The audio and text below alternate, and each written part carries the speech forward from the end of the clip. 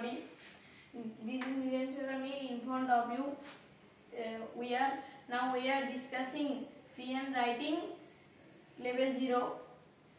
গত ক্লাসগুলোতে আমরা মাই রিডিং রুম সম্পর্কে জেনেছি এবং নেক্সট সেলফ ইন্ট্রোডিউস।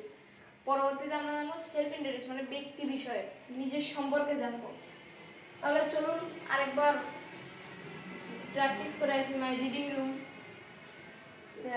রুমে ছিল 5টি পয়েন্ট, তার ভিতর প্রথম পয়েন্ট ছিল স্টাডিং।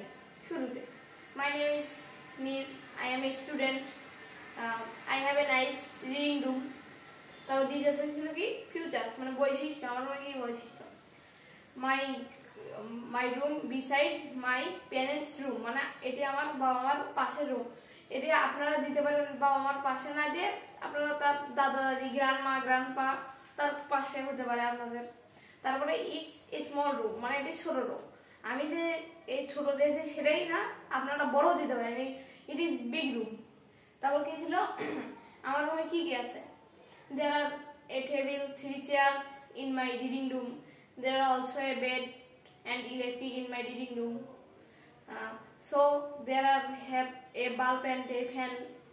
মানে আমি যে দিয়েছি একটি বাল্ব এবং একটি ফ্যান। আপনাদের আমার রুমে 2টি বাল্ব আছে, যখন আমি রাত্রেবেলা পড়ি তখন 2টিতে ভালো করে মানে রাত্রেবেলা পড়ার জন্য দেই। তারপরে কি ছিল আমার রুমে কি কি নেই। I have no AC in my reading room মানে আমার কোনো ঘরে কোনো এসি নেই।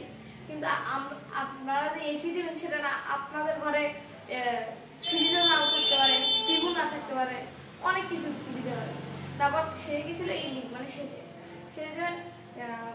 Reading room is very important of a student, every student should have a nice reading room.